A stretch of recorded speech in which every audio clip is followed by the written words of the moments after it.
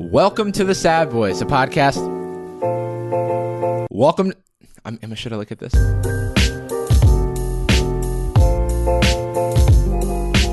Welcome to Sad Boyz, a podcast about feelings and other things also. I'm Jarvis. And I'm Jordan, live and here and real. So we are talking about self-esteem today, but we are also recording this on video for the very first time. We are talking about self-esteem, and you can see the self-esteem on our faces. Show them your self-esteem. Oh. Yeah, so we don't know what we're doing here. We don't know whether or not we should look at each other or look at the camera. I'm going to assume each other. I'm thinking we should both just close our eyes. Okay. We close our eyes, we sit, we maybe don't even talk. Welcome to the Sad Boyz. Today, Jordan, we're talking about self-esteem. Why are we doing that? Oh, great question. Well, the reason we're talking about self-esteem is because it is an interesting area to mine for comedy and also for insight and thoughts and emotion. Which is kind of the show. Which is kind of the whole thing. Yeah. It's actually kind of weird that we haven't done self-esteem before. Yeah, no, I've had so many problems with my confidence and self-esteem growing up. Plus, it's the undertone to like 5 episodes minimum. Right? Yeah, we do mention it a lot. So I think it's important to notice for the people who are listening to the audio version of the podcast that we both have our Phil's coffee for the day. We do. Second of the day for me. First for you. First for me. This is my 8:25 pickup. I got up a little bit late today. This is probably the closest thing we have to an actual distinction between our personalities. Yeah. We have different accents, and then also we get different Phil's orders. Everything else is pretty much aligned. Right. It's true. Pretty significantly different. I nabbed myself my classic, large Istanbul treat, light honey with creamy almond milk, made by Tanner. Thanks, Tanner. So mine is the small Colombian dark decaf with light honey and medium cream. So if you want to maybe order one of those to our apartment where we live together in this fiction. This is my apartment, in case anybody was wondering. Oh yeah, Jordan's apartment. It's got like a nice backdrop. You know what I think we need? Oh my God, I knew something was wrong. I knew we were missing something. Oh, look at that. The Sad Boyz. That's great. I can hide how frequently I'm sipping from caffeine. Yeah. I got our Sad Boyz sign. So Jordan, hi. Let's talk about our week, because that's what we do right now. Yeah, usually, I suppose. So, Jarvis, because this is a video essay.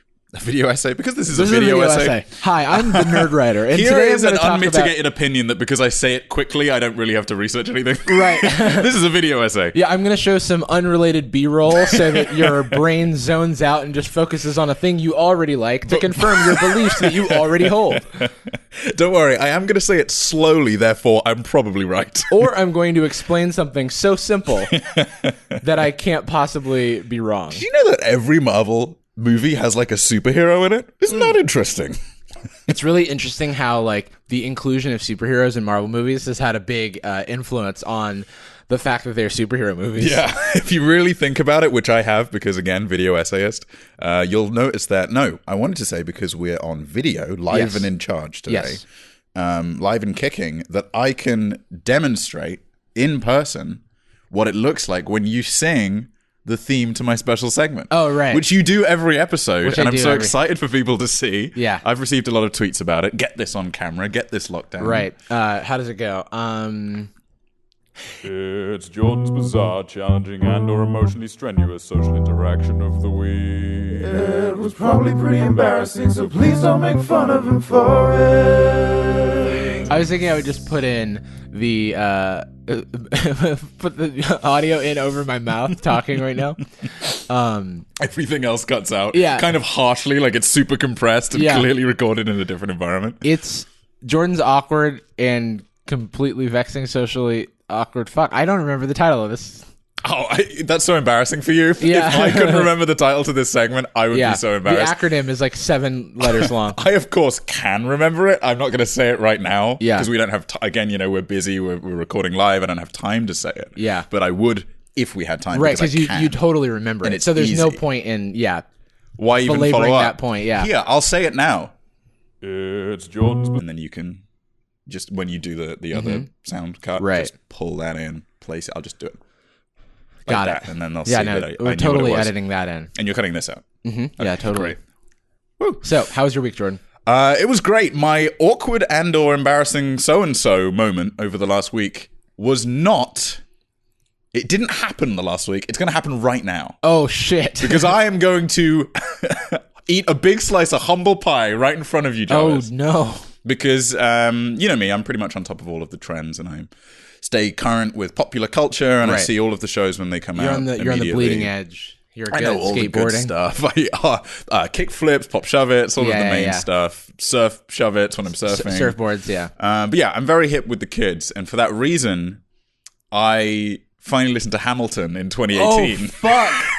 We're recording this in late 2015. We should mention I'm very ahead of the game. The year is 2013. Jordan has met a young playwright by the name of Lin-Manuel Miranda. I think that was his name. He wanted to write a play. He didn't know what the topic should be. He didn't know what the topic should be. And he also didn't know what rap was. So I taught him what rap was. Right, you taught him everything he knows, yeah. Really great young talent. And I think now he's gonna go Hamilton has become a mid-sized success. just about to. Right, just about to. It's coming up. Yeah, I just cracked.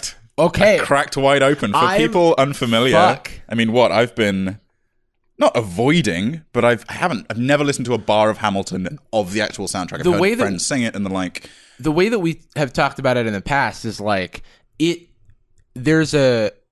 things that you can potentially like become a fan of, or when people are telling you that you should try things, we're often hesitant to get into it because we've already got so much stuff going on. We don't have time to like take on this whole new world because we want to. Like, well, that perception of having the time comes from the fact that we like to delve. Right. I don't like the surface level experience. I want to either never hear a millisecond of Hamilton, or I want to know every single lyric to every single song, right, and understand like the implications historically, and which isn't necessarily like the contract that you're signing, but that is kind of how we think about these things sometimes. Because these boys are nuts, and sometimes we do nutty things. Yeah. And it just so happens that I finally decided that I would delve. I'd just do it. Yeah, I saw you showed me that you had it downloaded offline on your phone. Had it for a full 2 weeks on my phone, sitting ready to go. But I finally cracked it open over the weekend. And it goes bum ba-da-da-dum, bum bum da-da-da. And that's it. Yeah, and then super it's short over. soundtrack. In retrospect, not really sure why you're such a big fan. It's just really the note selection. But yeah, man, I'm proud of my boy Lin. Yeah, he did a good job. I'm so hot take alert. Hamilton's good. What's so funny to me is that I just had such a moment of pride for Lin-Manuel Miranda, I guess, and then also you. No, Lin, he finally cracked it. Yeah. He was waiting for my approval, I think. Yeah, no, it's he weird. listens to my brother and me. I'm sure he'd like this show. Yeah. He would. I think he might be the dream guest. Oh, absolutely, yeah. Especially now. Especially now. Especially since Justin Timberlake is gone and been replaced with Shawn Mendes. Since he's passed away, Shawn is yet to accept our offer to become the new JT. To become the new JT. I think right now, Lin-Manuel Miranda might be the current JT. Am I nuts? I think he's more than that. I really think that's selling him short. Yeah. Yeah. Like, he's more than the Dalai Lama. He is God. Yeah. Okay, wait. So, holy shit. I'm just processing this. So, you listened to Hamilton. Mm-hmm. What was the experience of listening? Like, what was the environment like that you were in? You've never listened to anything before? You want me to explain what it's like to hear something? What was the stimulus like when it vibrated your eardrums? I was so shocked. Very confused. I was wearing headphones, which I've never done before, and nobody else around me could appear to hear the song. At some point, I thought maybe Lin was nearby singing it. That just doesn't make sense. Very confusing. But I kicked it off. I went through chronologically the whole show in one sitting, one Sunday afternoon. Basically because I'd been told repeatedly by you, fan and friend Lauren, Alexis, also a listener, repeatedly told that the narrative does carry. Yes, absolutely. You're maybe missing some of the binding agent, but ultimately the show tracks into the official soundtrack. So Hamilton is a sung-through musical, so save for like one piece and all of the visuals, obviously, the entire musical is on the soundtrack. Yeah. It flowed very well. Enjoyed the characters. Yeah. I have my favorites. I have my less than favorites. Oh, I want to hear this. I like Hercules Mulligan a lot. This is, of course, this is not going to become the Hamilton cast. We will have one of those, but this is early. This is a first take. Yeah, this is, we'll use this as a reference point for 10 episodes down the line when I have memorized everything and we can do our official Hamilton cast. Yeah. With Lauren, presumably. Yeah. That would be very mean to leave her out of that. Right. But yeah, first thing I did after I listened to the full soundtrack, I got home and I learned the first two tracks on piano. Oh, of course you did. Just like, especially Aaron Burser. Aaron Burser has this gorgeous, like, 3-part seventh melody thing and progression. Yeah. It's so good. Yeah. Again, hot take alarm. Hamilton's good. Yeah, Alex Lacamoire, I think the guy who did the music for Hamilton, like the Hamilton's just like really impressive. It's just if you haven't heard of Hamilton or if you don't know why it's as good as it is, how are you still listening? It's the perfect it's the perfect mixture of like a bunch of different media worlds. It's like pop culture, hip hop, and like musical theater, and it respects like all of those things equally and like mashes them together. And has mastered the craft in each case. Exactly. It's clearly a very well constructed musical. I assume a very well crafted stage play. Yeah, it is. It's incredible. Like the visuals of Hamilton are also really, really good. Oh my gosh. And that's our hot take. Again, we're known for being rebels. We're known for fighting back against the status quo. The year is 2013, and I just don't know that this will ever reach a wide audience. Yeah. But we're here to say our early pick, our up-and-comer, our breakthrough star is Hamilton. Yeah. Congratulations. Lynn, I think it was. Lin-Manuel. Lin-Manuel Veranda. Lin-Manuel Verdana. Welcome on the show anytime. Please come on the show. Please come on the show. We'll shoot it just like this, and you'll sit between us. Yes. And we'll talk about how we recently listened to your opus. Yeah, you'll sit on our collective lap. Yeah, lie across it. That's what the wide angle's for. Right. To get all the Miranda. The full veranda. But yeah, that was pretty much my week, thinking about Hamilton and thinking about how much humble pie I'll need to eat in a single swallow. None. I think everyone's just really happy. I never said it was bad. No, you never said it was bad. I think everyone's just excited now to be able to engage with you about it. Yeah, don't do that. Don't tweet me. Yeah. Just don't add Just me. know that I like it. Okay. And let that be isolated. How was my week? Huh? So, I had... Fire away. So, Do you want to actually, we can just cut in me asking you, I'll do the face again. Oh, yeah, I like this, yeah. Yeah, there we go. Do you want to just do it live? Do The my voice, my accent as I open my mouth and ask you how your week was? Yeah. Hey, Jarvis, how was your week, man?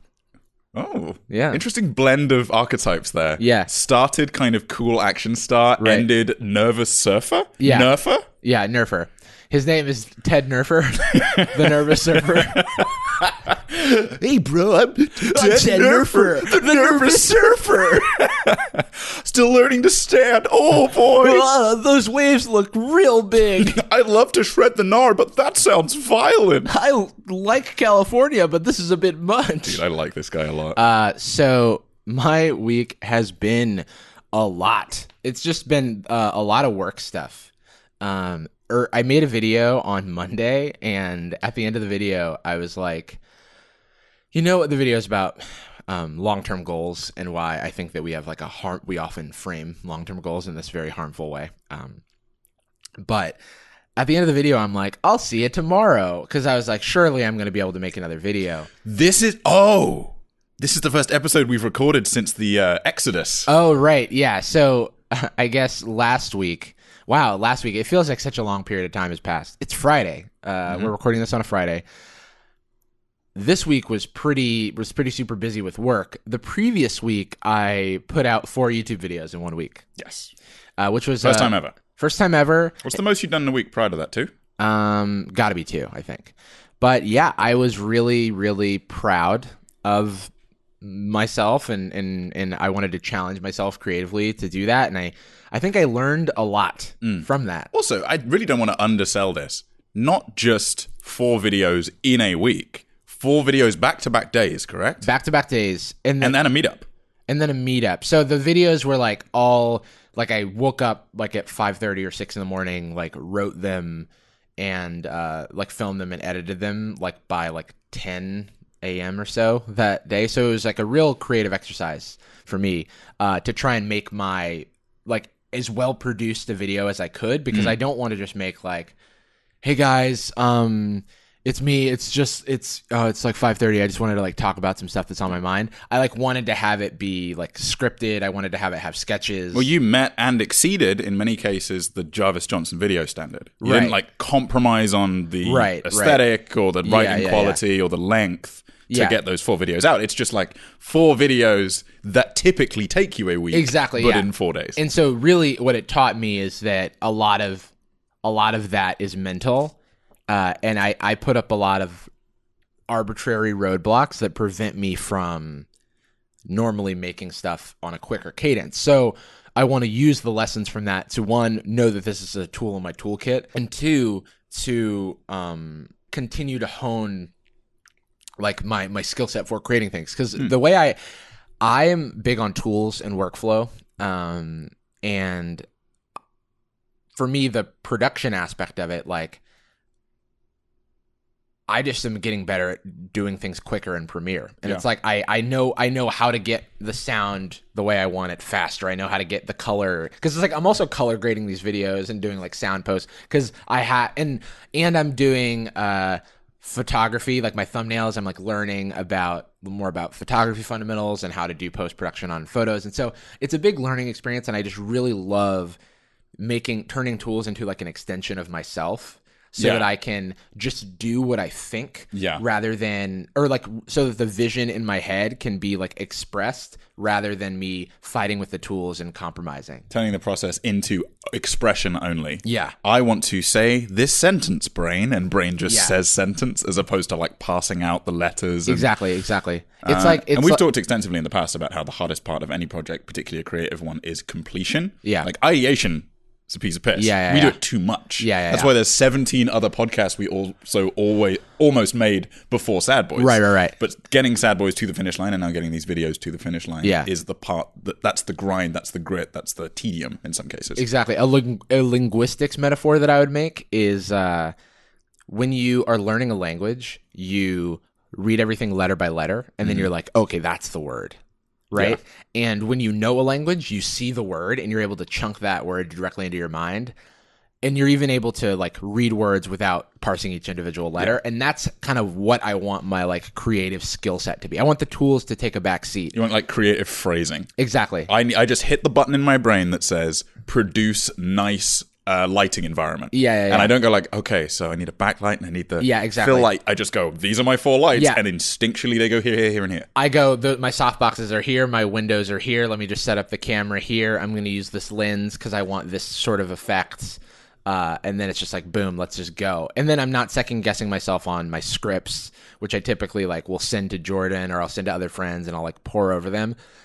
YouTube's not all that serious sometimes. I do want to continue to do things that are higher preparedness level. I think that's another thing that I wanted to mention is like, there is stuff that I can't make in a day or in a morning.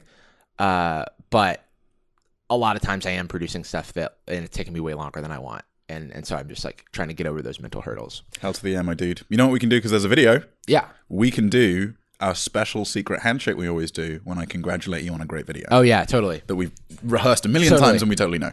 Zero God. Oh my God. Oh, not the orphanage. They're all dead. The children are all dead. No, I'm still okay. No. Wow. My son. What are the odds? Anyway, that's their secret handshake. Yeah, so you had a big week. After that week, we had a meetup. Mayuko, and Joma had a meetup at Dolores Park. It went really amazingly. I met a lot of cool people. It was very awkward because none of us knew what we were supposed to do at a meetup. But we made it happen. And then this week, just a ton of work stuff was in the air and I needed to deal with it. And that's life sometimes, you know? And so now it's Friday and I'm looking to figure out what my next game plan is. VidCon is next week. Oh my God, VidCon sure is. Going to Hawaii the week after that. Oh my God.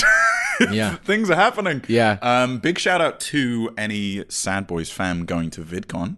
Oh, yeah. Let us know if you're around. Maybe we can come say hi. We're going to be staying... I'm at the Hyatt. Yeah, I think you're at the Hyatt as well. I'm at a Airbnb, actually. Maybe at the Hyatt for some eppies. Oh, we'll be... Oh, yeah. I will be like frequently like at the Hyatt. So yeah, give us a shout if you're around, if you're a creator, if you're an industry person, if you're a community person. Come hang out. Come be friends. So, I guess we should jump into the topic, Jordan. I guess we could do Sad Boyz. I guess we could do the podcast that we do. We've done the rest of this stuff. Okay, let's do one of those cool ads for I don't know, iTunes reviews that we're so well known for. Yeah, absolutely. Just seamlessly in one take. Just easy? Seamlessly in one take. Yeah, easy. Per usual. You know, similar to our handshake. Yeah, no problem. Okay. Character suggestion. Far away. So you're going to be a guy who works at a store. Okay, that's fun. That's an interesting... Can I do like a couple of weeks of method training? Yeah, you can do a couple weeks of method training. We'll come back in a few weeks. We're back. That sucks. How'd it go? It was not good? Very bad at it. Okay, well. Now I'm speaking from real experience. I was a terrible store worker. Oh, really? I was just atrocious. I mean, it came from the fact that I, at the time, was, 15, 16, no previous work experience, and no work grit or commitment. Right. But I just could not get on board with the idea that the thing that I do might impact other people's jobs. Yeah. So it'd be like, oh, we need to do an inventory check of the store. And you're like, but what if I just didn't do it? Right. Life hack. Walk around like you're doing the inventory, but don't actually do it because Make up it like takes a number. the same amount of time and the same amount of effort. But the man isn't in control. Right. I'm in control of my own destiny. All right, what's that? I'm fired immediately? Of course. Okay, yes, that makes sense. So you're a store worker, and who am I? You're probably just like... You're an alien that's invading under the guise of a regular human being trying to gather information about the Earth. Easy. I know that like the back of my hand. Of course. Like kind of too well. Yeah, not like I'm actually that or anything. What a great infiltration method this would be. Yeah. Make good friends with a regular human, and I am a regular Joe. You're making a strong case for not being that. And then try and figure out what makes people upset or human. Right. By doing a show about feelings. All right, cool. So, and the premise is you were trying to... Wait, which of us is trying to pitch iTunes reviews? Oh, probably me. Okay, all right. In this case. Hello there. I am totally human and would like to buy a item from your store. Hello, sir. Welcome to Big Boy's Buying Barn. Oh, you look familiar. Are you the nervous surfer? Yeah. I had to take a step down. I was shredding the gnar, but it was too gnarly. So on the weekends, I work here at the store, whose name I just said that I remember. I remember it as well. It is the store. The store. Very minimalist. Yes. Do you have with you a Cool Boys I reviewed Sad Boyz on iTunes card that gives you 25% off? Let me check my wallet. Oh, it seems... Why is it so slimy? Don't mind that. You pulled it out of your leg. What do you know? It seems that I've left my loyalty card at home. Do you have any extras for me? Oh, wait, there's an alien behind you. You were a regular guy. What a weird coincidence. Hey, how's it going? Oh, hey, what's up? Wow, this alien's really good at what he does. I'm just totally a guy. And not an alien at all, but that guy's pretty fucking weird, right? And seen, and you should definitely review the show on iTunes right now. Thanks. Out of interest, what would your name be for the alien boy? The alien name? His name was Glurt. I like that. Yeah. That's kind of cute. Yeah. I'm Glurt. That's like the... Or is it, I'm Glurt. Oh, shit. Yeah, because I thought in that the guy who was perfectly normal was the alien, and the other guy was just a guy named Chris.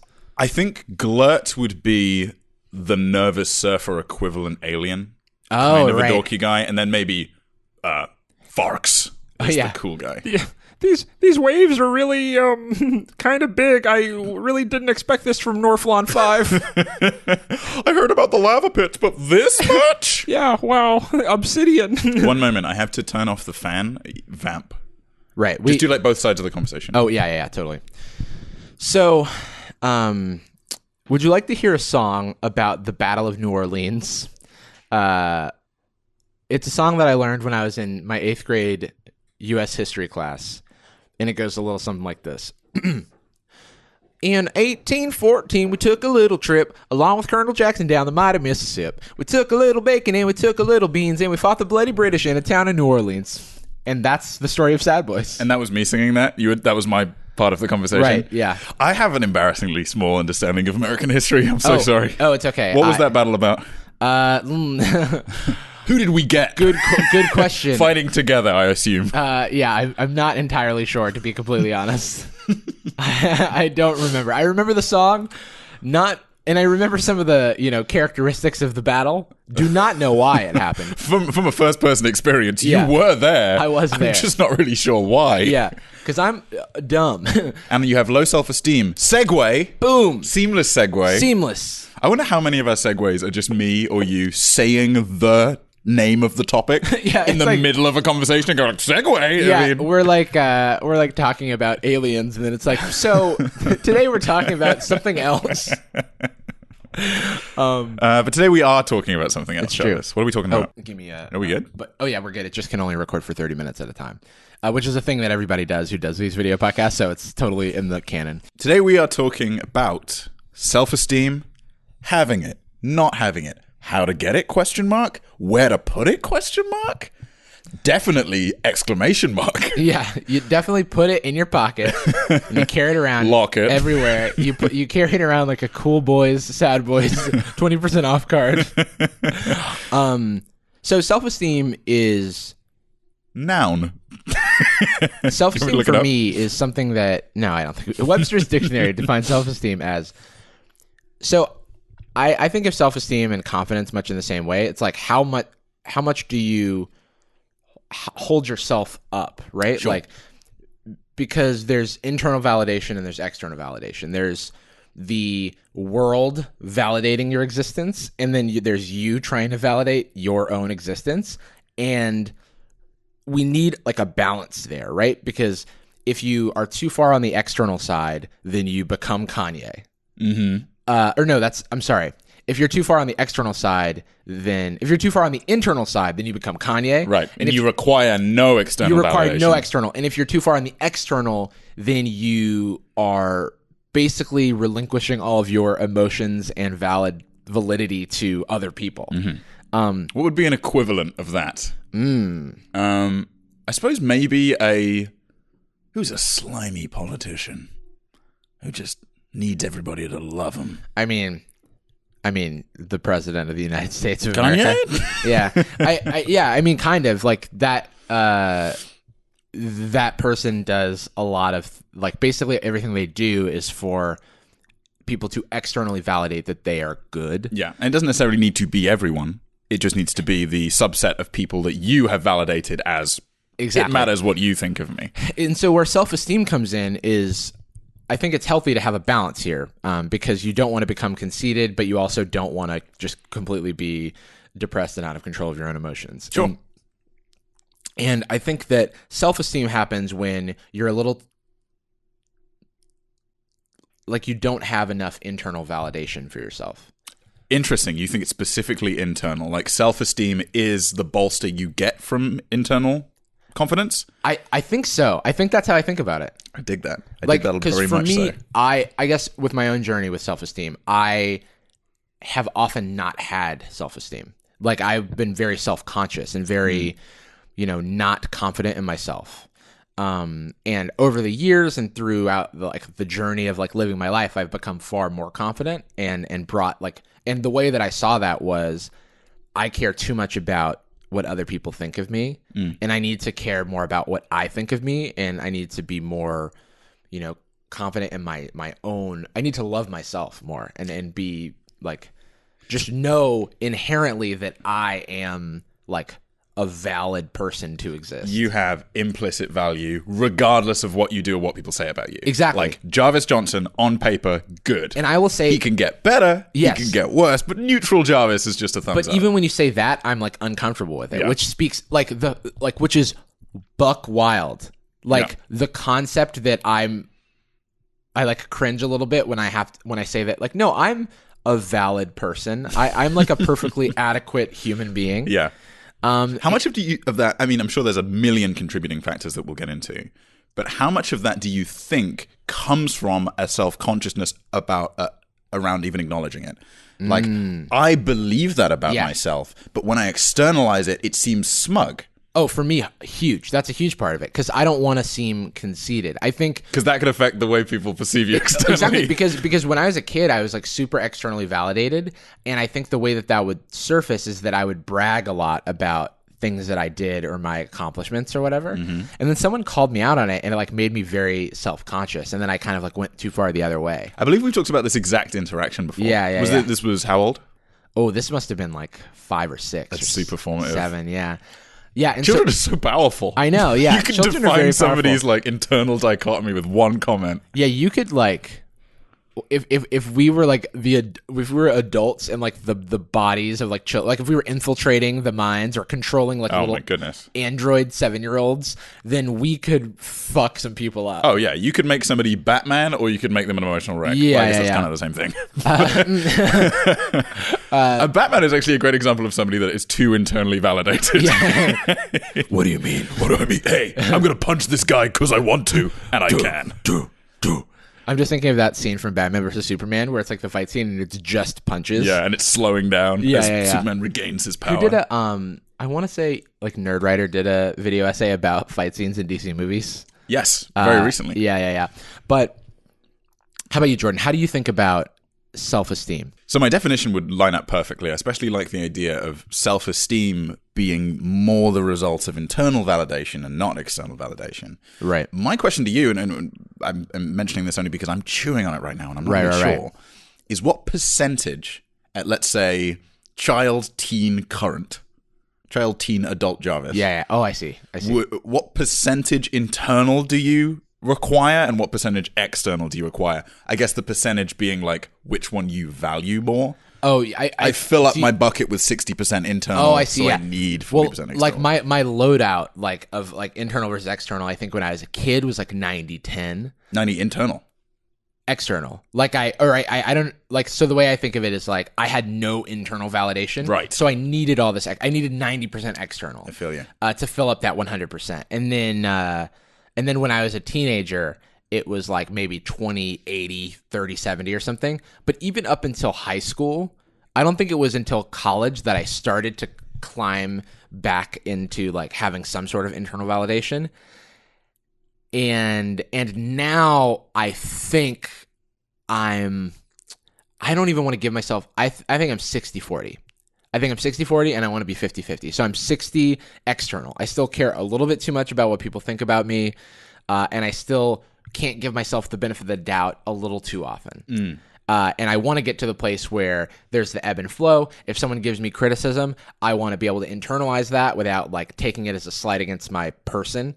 And, Sure. And I also want to like have a good idea and be able to believe it's a good idea and like not let anything deter me from that. Because Sure. the other way is like I used to be able to get really excited about a project and then someone will be like, but no, right? And I'd be like, Definitely, yeah, no way. Yeah, no way. And then I would just never Unless, do it. do you not like it? Because I don't, if you don't. But if you do, I love it. But I don't. If you Exactly. That's exactly what it was like for me. So how about you?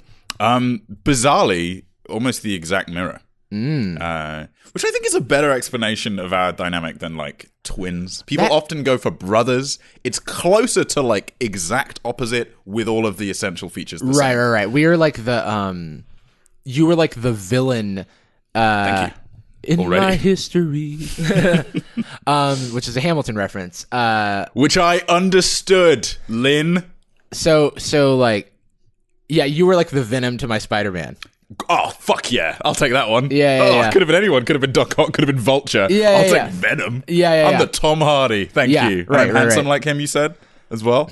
Next question. I forget it. Edit that in. You open your mouth. Are you talking to the computer? You computer. Edit that in. Enhance.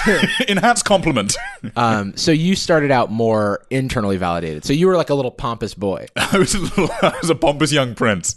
No, I think I've been very fortunate in most of my life to feel quite internally validated. And like any person, like any human being, there have been huge wavering effects, right? Like external impacts have affected how internally validated I feel. Yes. But I think I was very fortunate to have Joy Cope, listener, fan, also part-time mother of me. Part-time. When she can find the time. She's mainly a listener and a fan, but Yeah. also found the time to raise me. Right. Thanks, Joy. It's amazing. Maybe the greatest gift she ever gave me was a feeling that no matter what other people thought of me, Right. I still had inherent value. Yeah. That's big. That's given me so much. It's allowed me to care about projects when other people have invalidated them, and it's given me the chance to feel confident about choices I've made when the major benefits and external validation may be years down the line. Can I make a weird metaphor? So I was thinking about. I was thinking about. Not make it. I was thinking about what you said. And like, it made me think about how these things aren't particularly static. Like this external internal divide isn't static even in a given moment. So it's like, if I'm 50-50, does that mean that I'm truly 50-50? Or does it mean that like I'm 50-50 right now, but the like threshold where I snap into like a 90-10, like what does that look like? And the way I think about this, and in your experience, you had like this foundational building of internal validation. I think of it as like how ice freezes. Like you like are layering like little bits of water and then like freezing it into like this foundational layers of ice. Whereas I feel like I'm like an ice cube. Like I like placed in like the full 50% of water and I'm freezing it, and it's like hard at the top, but if you like poke through it, it's still just like cold water down there. And it can and I have this like hard ice block of external validation that can just like as soon as that block is cracked, it crumbles entirely and it's all water. And so what I'm trying to build, I'm like working backwards. I'm trying to build out that foundation on the internal side. That's how it feels. Because I feel like I can say that I'm 60-40 or I'm 50-50, but catch me outside. How about that? Catch me like in the wrong mood or on the wrong day or in like a negative thought spiral, and I can easily snap into like an 80-20. Interesting. Yeah, I definitely relate to that. I think type of trigger is also a major contributor, right? Like I happen to feel very externally validated about like my height.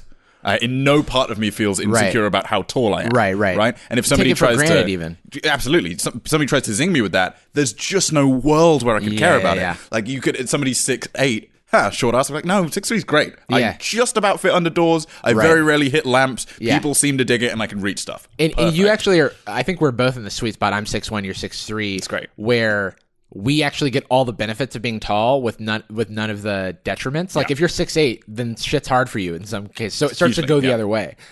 You can like the oxygen's thinner. That's a major problem. That's 6'8". Oh my god. Also, at that height, you can actually see through time to your own death. Which I think is a negative. That's pretty negative.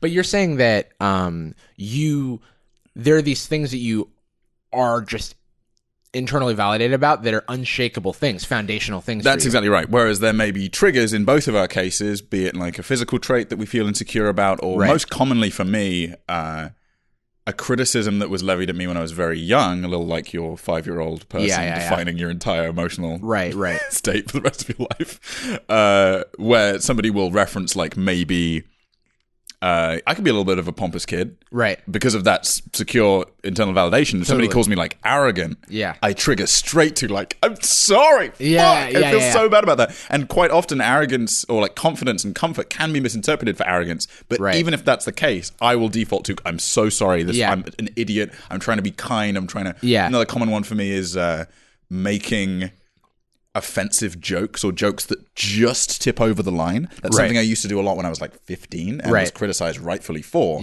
Something I very rarely do now. I try and be as cognizant as possible. But 1 in every 50 times I will do it. And as soon as it happens, even if the person's wrong, I'm I fucked it. It's like you're sensitive to these things because you're aware of them. And when they come out, you don't want to be taken. You don't want to be represented by that action. You want to say like, this is a 1% occurrence. This is like a 0.5% occurrence. But when it comes out, it can be really, you want to say like, oh, this isn't me. Like this is like such a rare thing now because I've been working on this for so long. And I have a lot of things like that where it's like I used to get really upset and angry and stuff. And it's like some of those things can still happen, but they're so rare now that when they happen, I'm like, I don't want to be around the world because I'm like, no. This needs to like go back where it came from, you know? And it's often very difficult to delineate between things that you feel that you require external validation to validate. Like, hey, your work quality and project quality and things that you are receiving critical feedback on great. Yeah. That's something that the rest of the world judges, and that is what makes it valid. Yeah. Like if you make a video that's just for you, Yeah. that's fine, but Yeah. your goal is for people to watch it and like it. Right. And so there are things that start to, like, with that, there are things that start to shake my confidence, right? Like when I put out a video about our birthday trip, right, on my YouTube channel, I knew when I was making it, this is for me, and it's not going to do well, like, from a numbers perspective. But still, when it, like, didn't do well from a numbers perspective, I was just like, ugh. I understand, but I still want it. Or when someone comments on something that's, like, particularly, I don't know, it hits on something that I am, like a weakness that I do hold, then it makes me think, like, well, am I bad? Yeah. Like, maybe I am. Because this is the thing I would hear if I was. Yeah, because this is the thing that I would hear if I was. That's a really good way of putting The it. tricky thing about being bad or being good is that they sound the same. Yeah. I think I think the same way that with your height, you have this, like, foundational confidence that is unshakable, you can have the same in the opposite. You can have the opposite of confidence in a very foundational way. So Extreme sensitivity. when someone compliments, or I think of it like this, like if someone says you did a really good job on something that you are self-conscious about, it's really hard for you to accept that Something compliment. You know what I mean? It can't be validated. It can't be externally. validated. Yeah, it's like, this is a bad song. Like if you make a song and you're like, this is bad, and I hear it, you're like, it sounds You pretty just good. don't understand it's like, why no, it's bad. it's just really bad. You don't see the nuances that I do. Yeah, so it can go both ways in that regard. What would you say are relatively uncommon traits in both camps that you hold? Something that you feel very internally validated about that you don't think most people do, and something that you struggle to feel externally validated in that other people may be able to. Oh, that's a really tough question. So We can take another 5-year break like we did between the Lin-Manuel segment and this one. yeah, I might need that. I don't know that mine are particularly, like, rare or unique. I think that's the part that I'm getting hung up on. Like, it doesn't need to be too unique. I would just eliminate, like, height as an example. Sure, yeah. Pretty common. I think that I'm really confident in my ability to, like, pick up skills that I don't have.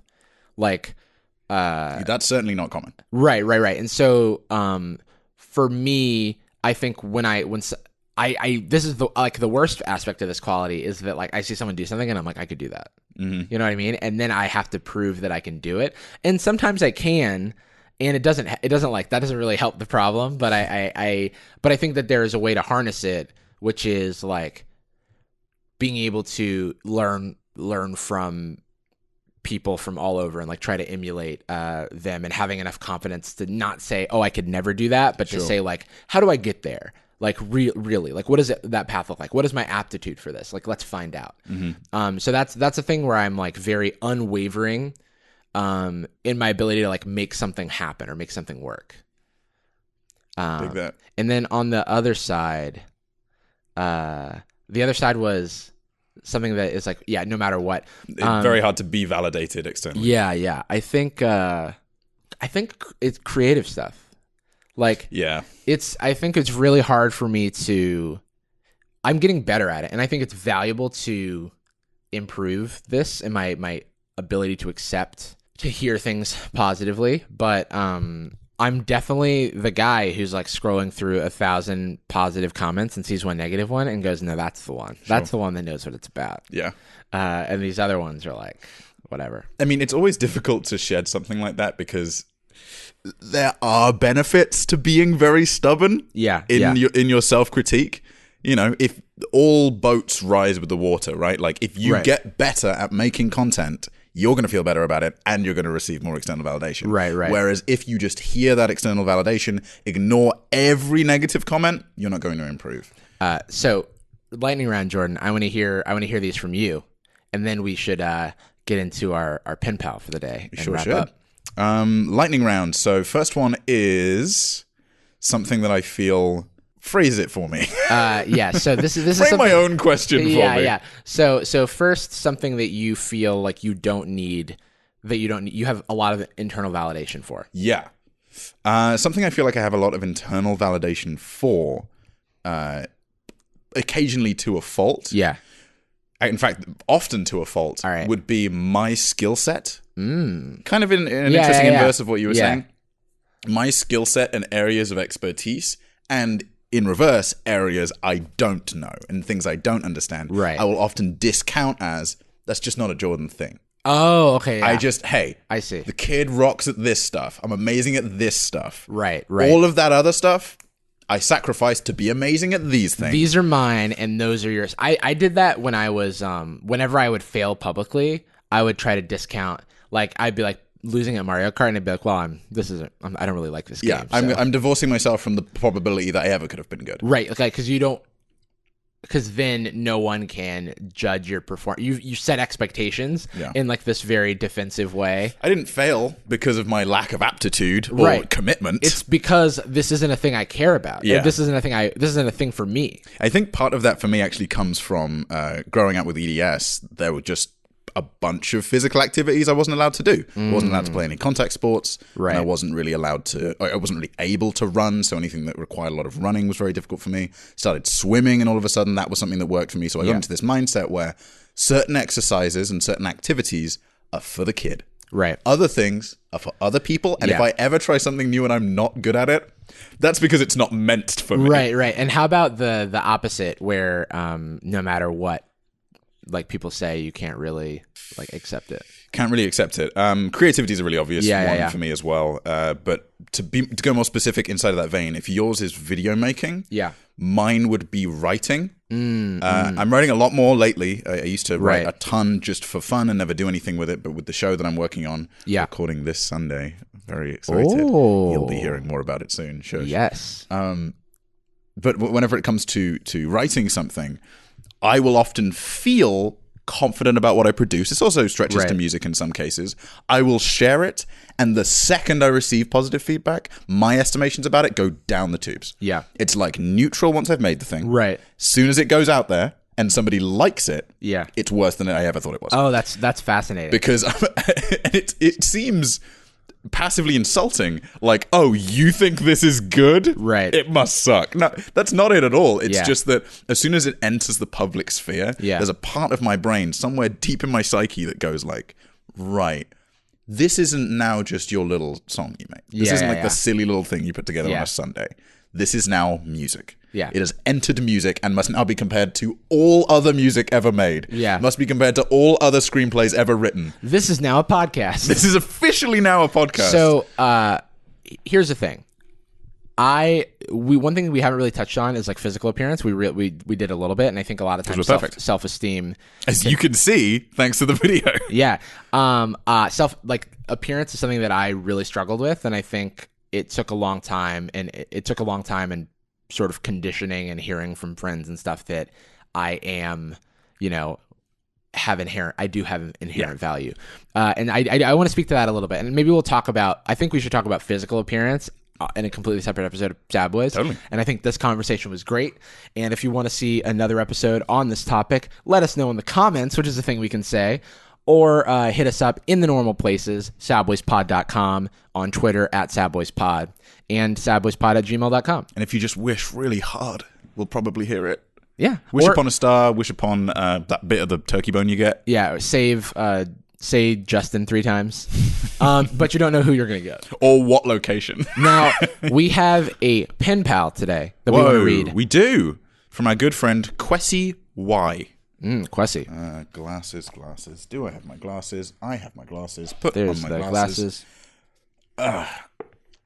Now, do I want to do a voice for Kwesi?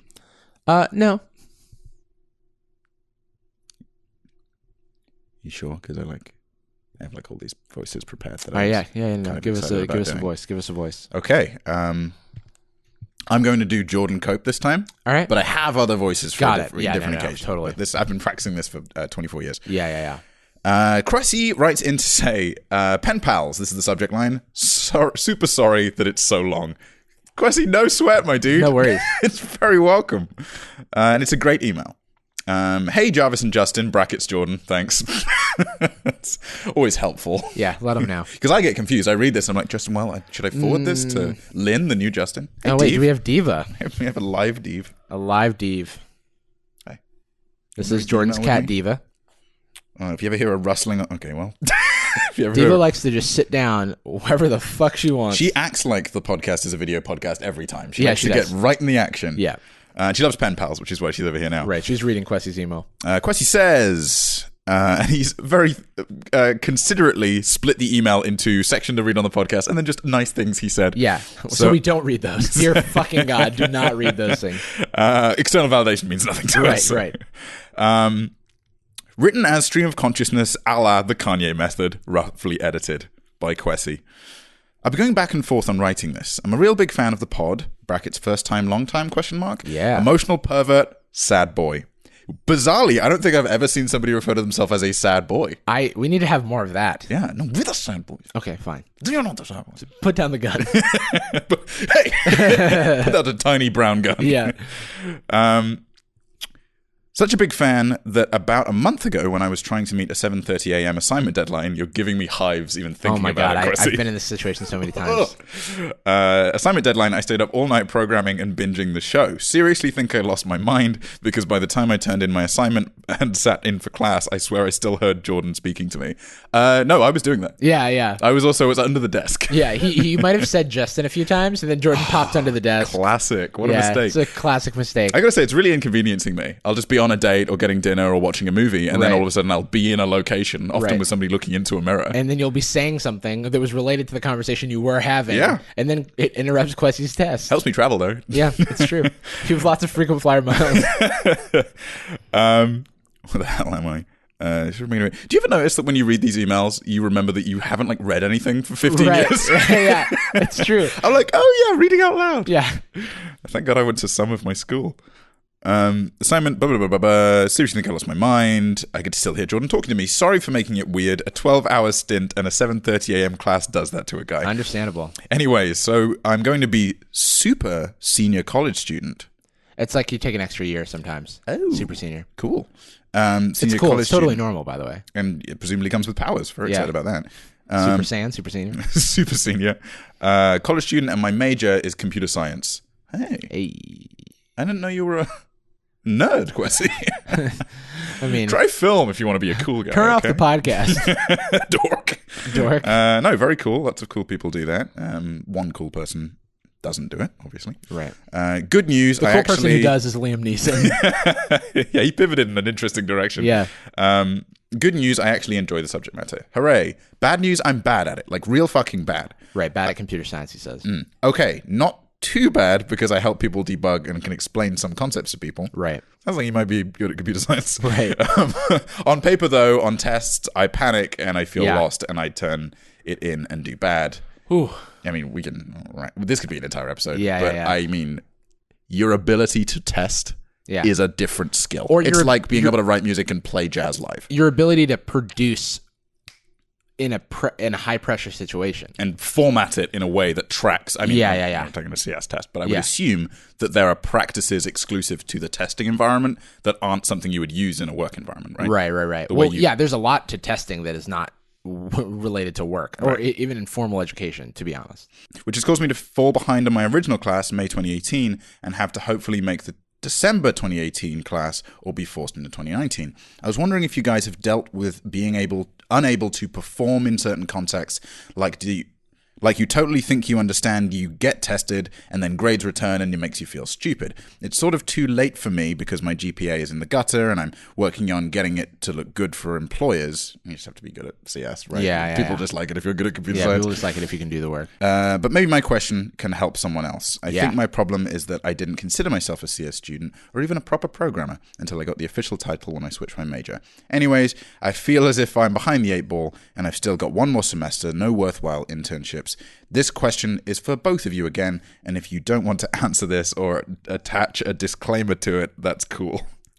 What can I do to make the most of my last semester? I'd love to leave my subpar, brackets future alma mater, and land on my feet. Hopefully, shout out to Sage. Hope she's super successful. Shout out to Sage, previous pen pal. Thanks so much, Quessy, for writing this in. Shout outs to Sage. Okay, I just want to say, everything's fine. Everything that you're worried about right now, this is not going to be something that you think about 5 years from now. It's going to slowly drift away, and after you're working in industry, you're never going to think about these tests and how you're a bad test taker, or how it's hard for you to perform under pressure. I definitely feel that, and I think that there are strategies that we can talk about for performing under pressure. For me, I like to zoom out on how much this matters in the grand scheme of things, which it doesn't. And if you zoom out far enough, nothing does. So it really is effective if that's like your speed. Yeah. And before I went on stage for improv, I would always get jittery, and as my team were always patting each other on the back, going you're going to do great and stuff. And I would say, remember, we're all going to die and none of those matters. And that's a kind of dark, but it helps. And they would ask you to stop. Yeah, they would, please. That's so horrible. I'm sick. Don't say that. So I think just, zoom out is my short tip there. And then in terms of after you graduate, it's just a whole different ballgame. I think that school kind of has this weird status associated with it, and you think that it's going to be an indicator of your long-term success, but because I'm a 2.5 student, that means that I am lowly compared to the 3.7 students, and that's an easy trap to fall into. Trust me, it doesn't matter. Focus on what you like doing. It sounds like you like doing the work. Figure out what parts of that you want to continue doing, and find and look for jobs that will allow you to do that and really show off the best aspect of yourself. If you think about it, really adulthood or the workplace is us trying to show off skill sets that we do have. So we don't, I am not trying to be a rice farmer, because I don't think that that's a skill that I can show off professionally. But I'm that's on my list of things that I just don't think are for me. So I don't think I'm skilled enough. Fascinating that we talked about this directly after discussing self-esteem. I didn't see the tie so clearly, but one thing we didn't talk about with self-esteem is that moving into adulthood, your external validation has a drip effect on your internal validation. Right. Regardless of which one you think you lean into more aggressively or which one you value more, when you enter a work environment or you help somebody with their project or you release some kind of creative endeavor that you've been fighting for a long time, the external validation, while nice in the moment, very slowly builds up your internal validation. You start to feel oh, well, you have to let it. 50 people like me. Surely that means I'm okay. Yeah, exactly. I think some people can close it off, but you can let it in. And the frustrating thing about that particular advice is that the timeline's long. I can't promise you that it's going to convert immediately, nor can I promise you that you will even feel it. You'll just notice it in 5 years or so. You'll look back and go that really didn't impact my overall happiness. Exactly. Something that the advice that I will give as somebody that did not study computer science because I'm a cool guy, I spent roughly 25 minutes this last weekend trying to remember what I got in my final year of college. Right. Trying to remember what my grade was. Straight up couldn't remember. I'm starting to forget A's and B's and couldn't tell you. Yeah. I think I got the thing that let me get me a visa. That was pretty much all the data that I have. Reason being that all of the things that I received validation from on that course, be it the grades or the qualitative feedback or the way that people would react when they watched or read things that I made. Right. Hit me in the moment and then trickled into internal validation. It became the way that Jordan sees himself. Yeah. And you just have to give yourself the opportunity, give yourself the time to let it trickle down. Exactly. But so give yourself a break, Kwesi. Give yourself a break, Kwesi. You're going to do fine. You're going to be great. Let us know how it goes. Reach out to us in years from now and be like, you were right. It turned out fine. Also, to wrap it up, he goes by Kyle at Starbucks, comparing it to your Seth. Wow. Congrats, Kwesi. Wow. Thanks, could be Kyle. Could be Sethy. Kyle Sethy. Jarvis, I'm not going to listen to this podcast anymore, but I would like to listen to follow-up ones and also learn what's going on in our lives. Well, you can find us on Twitter at Jarvis. That's just me, actually. You can find Jordan at Jordan Adika. I know, sometimes on your Twitter account, too. On Twitter or Instagram. You can find us on Sad Boyz Pod on Twitter. And that's enough places. Sure. And tell us where we can find you. If we want to spend time with you or listen to your podcast, actually, that's the homework this week. I want fans and listeners of the show to tweet to the Sad Boyz account with their creative project. Ooh. Yeah, what you like to spend your time on. Not even creative, just however you like to spend your time, your free time. Hit me up. We do have fun. We do have fun. Do we want to sing this one? Yeah, we're going to sing. We end every show with a particular phrase. We've been singing it lately. No one has complained. I just don't think anyone's made it to the end of the show. Nope. and I just called an Uber, so we have one take. We've got to get out of here. Let's do it to the theme of the very first track from Hamilton. We love you, and we're sorry. Boom. Boom. All right, if you like this video version of the show, let us know. Thanks for joining. See ya. Thanks for watching, Lynn. Bye.